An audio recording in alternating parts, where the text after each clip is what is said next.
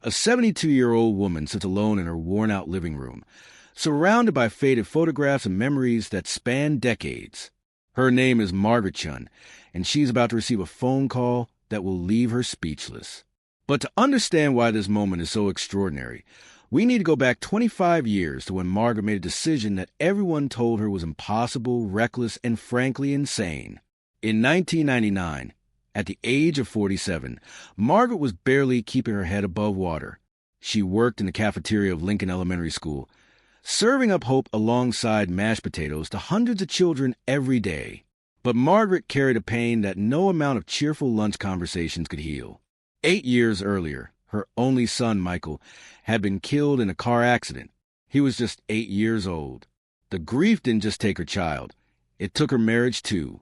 Her husband couldn't bear to look at Michael's empty room, couldn't handle Margaret's tears, and eventually, he couldn't handle Margaret at all. So there she was, a single woman living paycheck to paycheck in a 2-bedroom apartment, when she walked into the offices of Child Protective Services and said 5 words that would change everything. I want to adopt children. The social worker, Mrs. Rodriguez, looked at Margaret over her reading glasses with the kind of expression reserved for people who suggest jumping off cliffs for fun. Mrs. Chen, she said slowly, adoption is expensive. It's challenging even for 2-parent households with stable incomes. Are you sure you've thought this through? But Margaret had thought it through. She'd thought about it every night for months, lying in bed in the apartment that echoed with the ghost of a little boy's laughter. She wasn't looking to replace Michael. Nothing could do that. But she had love left to give, and somewhere out there were children who needed it desperately. I don't have much money, Margaret admitted, but I have something more important. I have time, patience, and a heart that's been broken but not destroyed. Show me the children nobody else wants. Mrs. Rodriguez shuffled through a stack of files, each one representing a child whose story had started with tragedy. I have a sibling group, she said hesitantly. 5 boys. They've been in the system for 3 years, moved from home to home.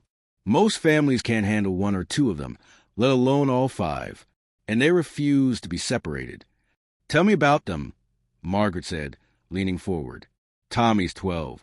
He's angry, protective of his younger brothers, and has a history of getting into fights. Marcus is 10, quiet, has some developmental delays from early neglect. Jamal is 8, hyperactive, been expelled from 3 schools for behavioral issues. Carlos is 6, hasn't spoken to an adult outside his brothers in 2 years. And David is 4, the baby, malnourished when they came into care, has severe attachment issues. Mrs. Rodriguez closed the file. Margaret, I have to be honest with you. These boys come from a situation of severe abuse and neglect. They don't trust adults. They've learned to survive by relying only on each other. Taking on 1 would be challenging. Taking on all 5, she shook her head. When can I meet them? Margaret asked. 3 weeks later, on a cold November morning, Margaret stood at her apartment window, watching a white van pull into the parking lot. Her heart hammered against her ribs as 5 boys climbed out, each carrying a garbage bag containing their entire world. Tommy emerged first, a tall, wiry 12-year-old with eyes that had seen too much. He immediately took inventory of his surroundings, exits, potential threats, safe places to run. His protective stance over his younger brothers was unmistakable. Marcus followed, clutching a tattered sketchbook to his chest. His movements were cautious, deliberate, like someone who'd learned that sudden movements brought pain. Jamal bounced on his toes, unable to stand still, his energy radiating off him in waves that seemed to make the air itself vibrate with tension. Carlos walked in the middle, his hand firmly gripped in David's tiny one. The 6-year-old's dark eyes darted everywhere except toward the adults, and his lips remained sealed in determined silence. David, barely 4 years old, stayed pressed against Tommy's side, thumb in his mouth, watching the world with the wariness of someone who'd learned that adults weren't safe. When they reached Margaret's door, she knelt down to their eye level. Hi, boys. I'm Margaret. I know this is scary, and I know you don't have any reason to trust me yet, but I want you to know something important. You're home now. This is your home, and I'm your family. We're going to figure this out together. Tommy stepped forward, positioning himself between Margaret and his brothers. "What's the catch?" he asked, his voice rough with premature adult cynicism. "No catch," Margaret said simply. "Just love. Are you hungry? I made spaghetti." The first months were brutal. Margaret worked her regular job at the school during the day, then cleaned offices at night to make ends meet. The boys shared bedrooms in her small apartment, Tommy and Marcus in one room, Jamal and Carlos in another, with little David sleeping on a mattress in Margaret's room, because he couldn't handle being alone. Every day brought new challenges. Tommy got into a fight at school when kids made fun of Marcus's slower speech. Marcus went to bed nightly and sobbed with shame each morning. Jamal couldn't sit still in class and was suspended twice in his first month. Carlos maintained his silence with Margaret, speaking only to his brothers in whispers. And David had nightmares that shook the entire apartment. "You're crazy, Margaret," her neighbor Mrs. Patterson said one evening as Margaret dragged 5 loads of laundry to the community washing machine. "Those boys are too damaged. You can't save them all." Margaret paused, watching through the window as Tommy helped David with his shoes, while Marcus patiently showed Jamal how to color inside the lines. "I'm not trying to save them," she said quietly. "We're saving each other." The breakthrough came 6 months later, when Margaret caught the flu. She tried to hide it, dragging herself out of bed to make breakfast, but she collapsed in the kitchen. For the first time since arriving, Carlos spoke directly to her. "Mama, Margaret's sick," he whispered, his small hand touching her forehead. Through her fever, Margaret looked into his concerned dark eyes. "I'm okay, baby. Mama's just tired." "I make you soup?" he asked, his voice barely audible but clear as a bell. From that day forward, Carlos never stopped talking to Margaret. It was as if that moment of her vulnerability had shown him that she was human, that she needed him as much as he needed her. Slowly, painstakingly, they built trust. Margaret learned that Tommy's anger was really fear that his brothers would be hurt again, fear that this safety was temporary. She channeled his protective instincts into leadership, making him her helper rather than her opponent. She discovered that Marcus wasn't slow. He was artistic and musical, his mind working in patterns that traditional teaching methods couldn't reach. She bought him art supplies from thrift stores and watched him bloom.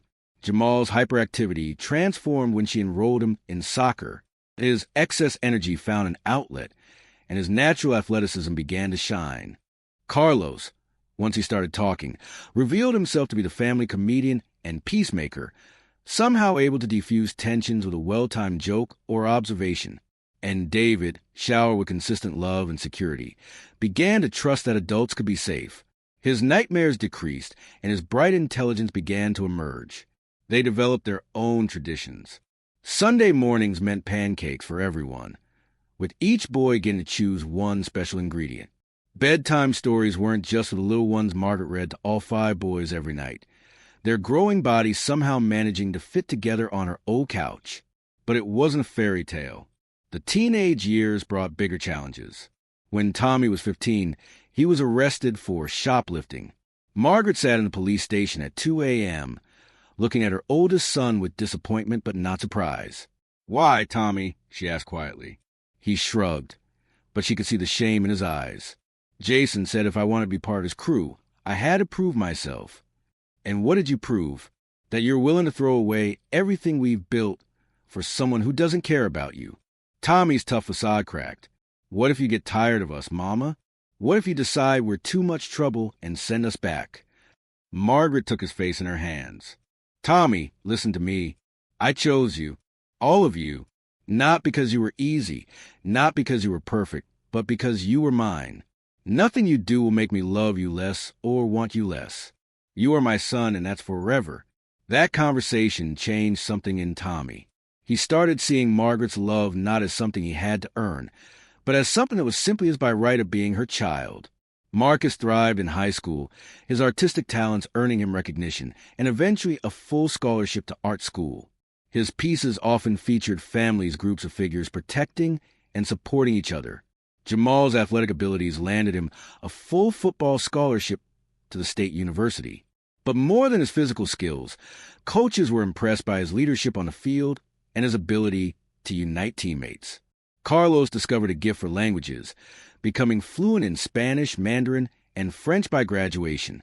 He dreamed of becoming a teacher, inspired by the few educators who had seen past his early silence to his potential. David, the baby who had once been afraid of everything, excelled academically and set his sights on medical school. "I want to help kids like we were," he told Margaret. "Kids who hurt and don't know how to say it." As each boy graduated and moved on to college or careers, Margaret felt the bittersweet joy of any parent watching their children become independent adults. Her little apartment, once bursting with noise and chaos, grew quiet. Tommy joined the Army and found in military structure the discipline and purpose that channeled the protective instincts positively. He called Margaret every week, addressing her as Mom with a pride that made her heart sing. Marcus's art gained recognition, and he began selling pieces to galleries. His success allowed him to move into his own studio apartment, but he came home every Sunday for family dinner. Jamal completed his degree and became a high school football coach, working with at-risk youth. He understood better than most how sports could provide structure and hope to kids who had neither. Carlos became a bilingual elementary school teacher, specializing in working with children who had experienced trauma. His gentle nature and intuitive understanding of fear made him extraordinarily effective. David excelled in his pre-med studies, maintaining a perfect GPA while volunteering at children's hospitals. They stayed in touch, but life pulled them in different directions. Margaret tried not to feel lonely in her quiet apartment, tried not to worry that she was becoming a burden as her health declined. At 72, Margaret's diabetes was becoming harder to manage, and high blood pressure from decades of stress was taking its toll. She'd been hospitalized twice in the past year, but she hadn't told the boys. They had their own lives, their own responsibilities. The last thing she wanted was for them to feel obligated to care for their aging adoptive mother. Her medical bills were mounting, and the apartment that had once been filled with love now felt empty and cold. Some nights, she sat in her worn armchair, looking at photos of her boys and wondering if she'd made the right choices. Had she given them enough? Had she prepared them properly for the world? Then came the phone call that changed everything. "Mama Margaret?" Tommy's voice came to the receiver, but there was something different about it, something secretive and excited. "Can you be home tomorrow afternoon? Around 2 p.m. "Of course, honey. Is everything okay?" "Everything's perfect, Mom. Just be ready for a surprise." Margaret hung up, puzzled. Tommy was 37 now, a decorated sergeant in the Army.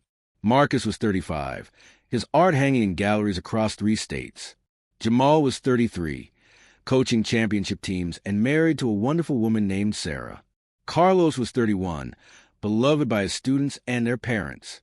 And David was 29, in his final year of residency at Children's Hospital. The next afternoon, Margaret heard cars pulling into the parking lot. Not one car, but several. She looked out her window and saw all 5 of her sons getting out of different vehicles. But there was something coordinated about their movements, something planned. When they knocked on her door, there were all there her 5 boys, now grown men with their own families, careers, and responsibilities. But in that moment, standing in her doorway, they looked just like the scared, hopeful children who had walked into her life 25 years earlier. "Mama Margaret," Tommy said, stepping forward with tears in his eyes, "we need to talk." They guided her to her couch, the same couch where she'd read them thousands of bedtime stories, and Tommy pulled out a folder. "Do you remember what you told us that first day?" Marcus asked. "You said we were family, and families stick together. You taught us that family isn't about blood." Jamal added, "It's about choice. It's about showing up. It's about love." Carlos, ever the emotional one, was already crying. "You chose us when nobody else would. You loved us when we were unlovable. You gave us everything you had." David, now Dr. David Chen, knelt beside her chair. "Mom, we know about the medical bills. We know about the second mortgage you took out. We know you've been struggling." Margaret started to protest, but Tommy held up his hand. "We also know you never asked for help. You spent 25 years taking care of us. Now it's our turn." He opened a folder and pulled out a deed. "This is for you, Mom. A house. Your house. Paid in full." Margaret stared at the document, unable to process what she was seeing. Boys, I don't understand. We pooled our resources, Marcus explained. I sold some paintings. Jamal organized fundraisers through his coaching network. Carlos's school district took up a collection. David used his signing bonus from the hospital. And Tommy coordinated everything through his military connections. But more than that, David added, we realized we owed you something that money can't repay. You gave us the most precious gift possible. You gave us ourselves. You saw who we could become when we couldn't even imagine it. Margaret looked around at these 5 men, her sons, and felt her heart breaking and healing simultaneously. Boys, you don't know me anything. Loving you was never a burden. It was a privilege. We know, Tommy said, his voice thick with emotion. That's exactly why we had to do this. Not because we owed you, but because we love you, because you're our mom, and this is what families do. The house they bought her wasn't a mansion, but it was perfect, a small ranch with a garden, in a quiet neighborhood where she could watch children play in the street. Each room had been furnished with care, with photos of all their achievements on the walls, and a special chair by the window where she could sit and read. There's one more thing, Carlos said, pulling out another document. We've set up a trust fund for your medical expenses, for anything you need. You'll never have to worry about money again. Margaret held the deed in her trembling hands and looked at her 5 sons of children nobody wanted who had grown into men any mother would be proud of. You did the unthinkable, she whispered. What's that, Mom? David asked. You saved me right back. The truth was, Margaret had spent 25 years believing she was rescuing 5 broken boys. What she discovered in that moment was that they had been rescuing her all along. She had found purpose in their needs, healing in their healing, joy in their achievements.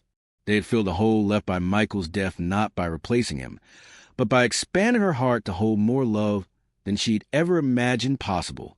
In her new house, surrounded by her sons and their families, because yes, they all had families now. Families they knew how to love because Margaret had shown them she realized that the greatest investments aren't financial. They're emotional. They're the love you pour into another person's life, trusting that somehow, someway, it will come back to you multiplied. Tommy had married a fellow soldier and had 2 daughters who called Margaret Grandma Maggie. Marcus had found love with another artist, and their son showed the same creative spark. Jamal and Sarah had 3 children who inherited their father's athletic ability and their grandmother's fierce loyalty. Carlos had adopted 2 siblings from a foster system, giving them the same chance Margaret had given him. And David had married a pediatric nurse. And together they volunteered at children's shelters, continuing Margaret's legacy of loving the unloved. Every Sunday, they all gathered in Margaret's new house for family dinner. The table was loud and chaotic, filled with the voices of children and adults, the clatter of dishes, and the sound of pure, unbridled love. Grandma Maggie, Tommy's oldest daughter, asked one Sunday, "Why did you adopt Daddy and his brothers when they were bad kids?" Margaret smiled, looking around the table at her extraordinary family. They were never bad kids, sweetheart. They were hurt kids. And hurt kids just need someone to love them until they remember how to love themselves. This story isn't just about adoption. It's about the radical power of unconditional love. It's about seeing potential where others see problems. It's about investing in people not because of what they can give you, but because of who they can become with the right support. Margaret Chen proved that you don't need perfect circumstances to make a perfect difference. You don't need wealth to be rich in what matters. You just need the courage to love someone enough to stick with them through their worst moments until they find their best selves. 25 years after taking in 5 boys nobody wanted, Margaret discovered that they had become 5 men everyone admired. But more importantly, she discovered that the love she had given freely had created a legacy that would continue for generations. In a world that often feels divided and harsh, Margaret's story reminds us that families aren't born, they're made. They're made of choice, commitment, and the daily decision to love someone not despite their flaws, but because of their infinite potential for goodness. What started as one woman's crazy decision to adopt 5 difficult children became a testament to the truth that love really can conquer all, not in some magical, instant way, but through years of patience, persistence, and an unbreakable belief in the power of belonging. The boys nobody wanted became the men. Everyone needed leaders, healers, teachers, and protectors. But most importantly, they became living proof that every child deserves someone who believes in them, someone who sees their worth when they can't see it themselves. Margaret's legacy isn't just in the lives she changes, in the lives her sons continue to change, the children they help, the families they build, and the love they pass forward. It's in the understanding that the greatest gift you can give another person isn't money or possessions. It's the unshakable knowledge that they matter, that they belong, and that they are worthy of love.